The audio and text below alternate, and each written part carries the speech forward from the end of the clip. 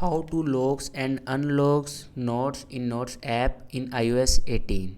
So let's start the video. First of all, open Notes and then you can select the notes you want to lock and unlock. Press and hold on it and you can see the option lock note. Click on it and enter your passcode and again click on it and click on this lock button. Your folder will be locked, your notes will be locked. And if you want to view this note, then simply click on view note and enter your passcode and you can view your notes. And if you want to unlock this, then simply tap and hold on it and click on remove lock.